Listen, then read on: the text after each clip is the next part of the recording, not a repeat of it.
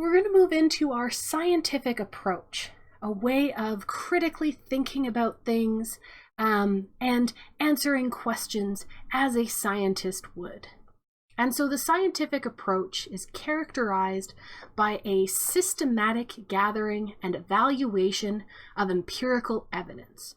So if we're saying something is systematic, it's going to be performed according to a set of rules or conditions. So you have a step-by-step procedure to gather and evaluate evidence. So an example of doing something systematically is, say you unload the dishwasher the same way each time. You start on the top rack with the cups and you put those away first, and then you move on to the bottom rack and you put away the plates, and then the cutlery, and then whatever's left. So that is your systematic approach to unloading the dishwasher. So with science, you're going to have the same systematic approach.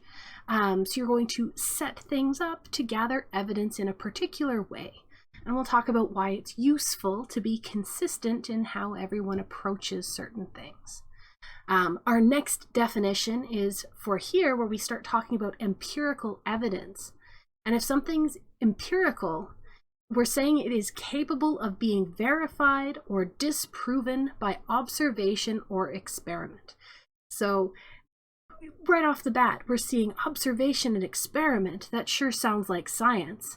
But empirical evidence is evidence that we can look at and evaluate critically and maybe verify or disprove something about that evidence because of how it's been collected. So a piece of empirical evidence might be how heavy something is or how bright something is, something we can measure and quantify. Empirical evidence has to be something that we could then learn from and use. And it wouldn't be fair to start talking about science and how we do science and why we do science the way that we do without talking about some of the pitfalls, the thought problems that we run into that have led us to conduct science the way that we do. And so as humans, we have quite a few biases and problems with the way that we think that could make us do bad science if we didn't try and overcome those shortcomings. So back to the slides. Science and experimentation and scientific observation aren't the only way that we learn about human behavior. We are humans and we encounter other people. We have experiences of our own making, and we also read things. So we can learn about human behavior by talking to other people, by watching other people and seeing what they do, by being in situations and knowing how we're reacting to them, or by reading about them, say, on Facebook or in a newspaper. There are all sorts of media sources where we can get information. And so none of these are necessarily scientific ways of gathering information or learning about human behavior, but they do carry some weight, and when we see them, we can start making conclusions and assumptions of our own. And so the first of our pitfalls is that we should keep in mind that information that we're gaining might not be accurate. We know that most of these cases, information is not going to be systematically obtained. It's not obtained in a scientific manner. And another important thing to note is it might not be representative. So if you talk to one other person, say your cousin who had a car, and say you were looking at buying a Honda, and you've read a bunch of reviews and it says Hondas are pretty good cars. But you talk to your cousin and he says, oh, never ever buy a Honda. I bought a Honda and it was nothing but trouble. The brand is terrible. Don't do it. You're wasting your money. And because humans are prone to bias and we tend to weight the information that we get from others a little bit heavier than maybe we should, you might take what your cousin has told you to heart and choose not to buy the car that you wanted because you have a personal story of someone who had a problem. But we can look at the problems here. Maybe that's not a representative sampling of people who have driven Hondas. Maybe you were better off looking at, say, 1,000 reviews online who have all given generally positive reviews and not given so much weight to one person who had a bad experience. Again, probably a little bit better to think a little bit more scientifically and systematically than basing opinions on individuals. But this is why we're talking about these pitfalls, to kind of point out flaws in our thinking. Some other misconceptions that we might have. These misconceptions usually arise from faulty thinking. So humans are really good at forming mental shortcuts. We have little tricks that our brains will use to not have to think something all the way through. So we can make an assumption without wasting all the processing power on properly considering all the angles. So if you're out in the woods and you see something out of the corner of your eye, maybe you think, it's nothing. I know that this is a safe part of the woods. It's probably just somebody walking their dog. But if you had taken the time and looked, maybe it was a bear and you should have paid more attention. So mental shortcuts can cause problems if you start making assumptions without adequate data. Another example of these mental shortcuts are stereotypes, where you sort of make a blanket assumption about a group of people based on information that you already have. So you're not using your mental capacity to make a new, valued and fully evaluated weighting of a person as a person. You're just using the pre-existing shortcut of a stereotype. And you can see where that can start causing problems.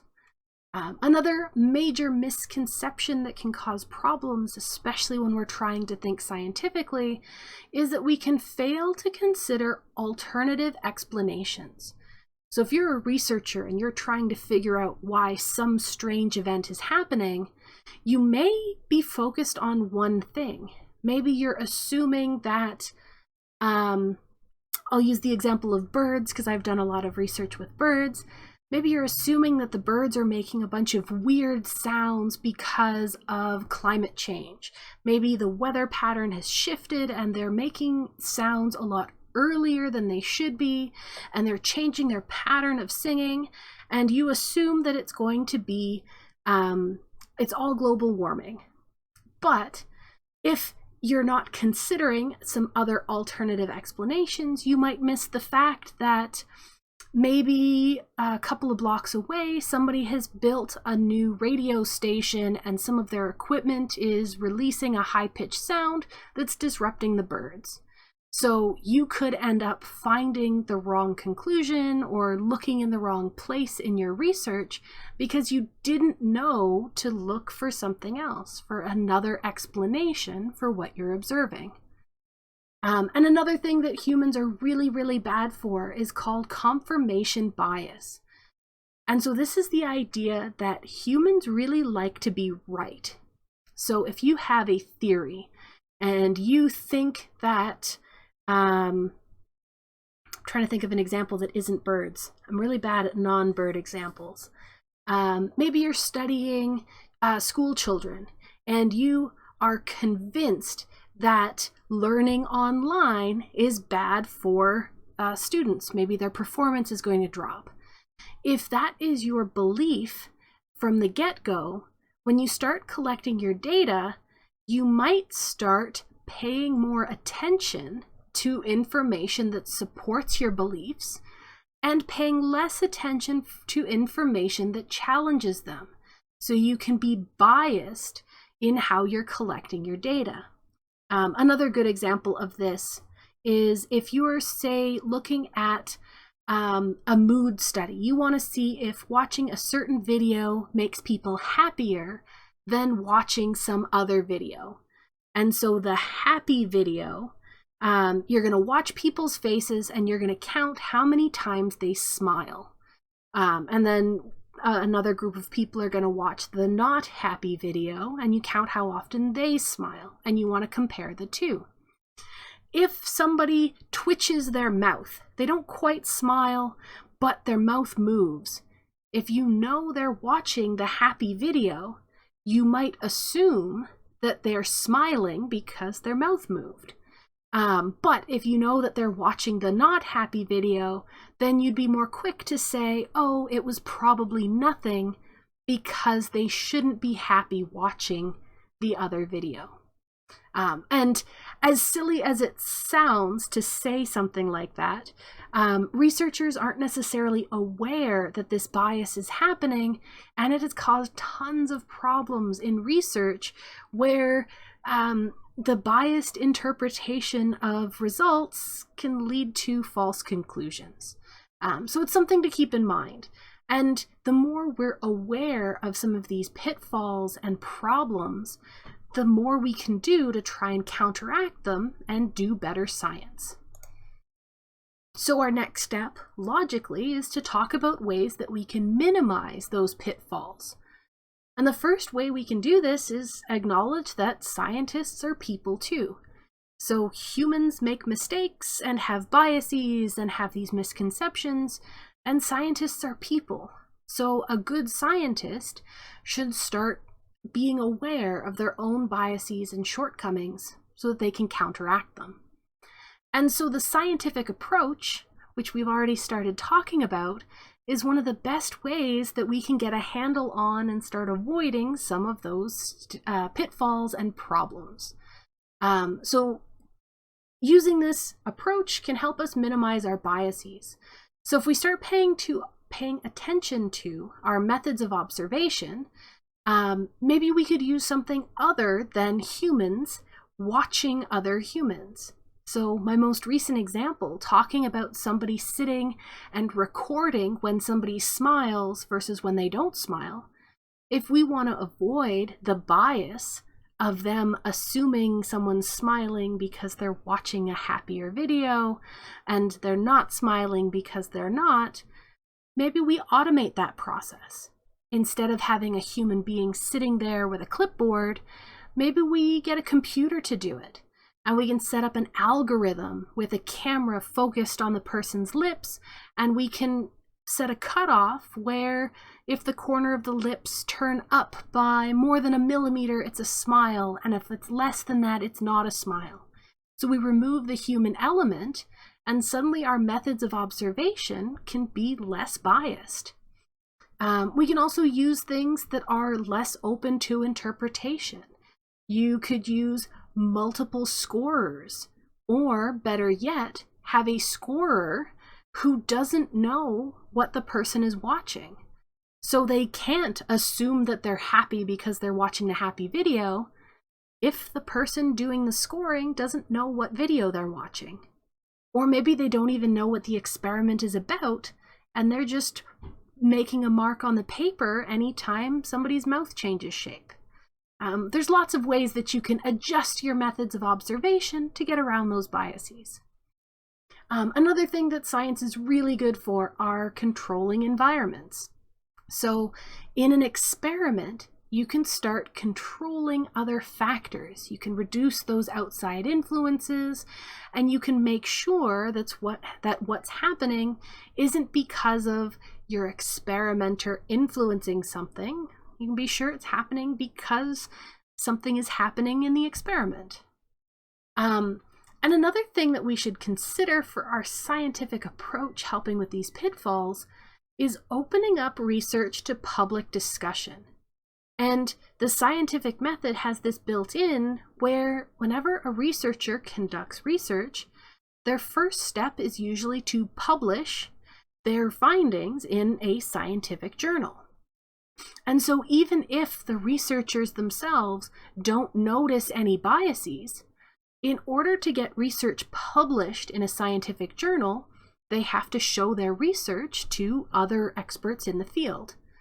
And so by opening up this discussion, by showing that research to others, other people have the chance of pointing out any sources of bias. Nope, I go this way. So maybe they could point out where they had failed to consider an alternative explanation. They could come back to the authors and say, hey, you concluded that the birds were acting weird because of global warming, but had you looked for other sources of noise that could be disturbing them, or something like that? They could point out any mental shortcuts or assumptions that we'd made, and so on and so forth. And so by having this process built into the scientific method, this helps us sort of self-correct our biases. So others are going to point out biases, we're going to do our best on our own to avoid them, and at the end of the day, we end up with a lot of better science because other people are trying to find fault. And that's why science works. It lets us critically evaluate what's going on, make adjustments, and try and improve.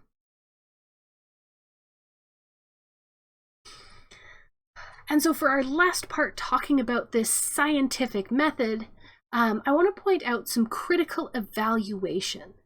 And so this isn't important just for scientists, but it's also important for people who are reading and consuming science. So people who are taking courses, who are seeing newspaper articles about science. Whenever you're faced with something where they're presenting you information, it's probably a good idea to exercise some critical evaluation, exercise some scientific thinking. And I always like pointing this out because more and more we're being surrounded by information where we don't necessarily know the sources. If your crazy uncle on Facebook likes to share articles with really big claims of things causing problems in the world, maybe you want to start going through things like this and critically evaluate that material. So the first thing you want to do is ask yourself, what is the claim or assertion being made? So what is this article? What is this person? What is this source telling me? What are they claiming? What are they saying is happening? The next thing you want to consider is who is making the claim. Is this a credible and trustworthy source? So is it just from your crazy uncle telling you an anecdote, or did he find an article? Where is that article from and what information is it based on? You can think critically about the evidence. So what are they basing this claim on? And how good is that evidence? Is it something that you trust or believe in? Or do you think it sounds a little bit wishy-washy or too good to be true? We can consider other explanations. Are they making some assumptions here? Are they missing another cause that could be driving the thing you're looking at? And then your last step is considering all of these critical questions. What is your most appropriate conclusion? Should you trust the claim that's being made, or should you maybe not trust it and think a little bit more critically, and if you're interested, dig deeper and find better sources?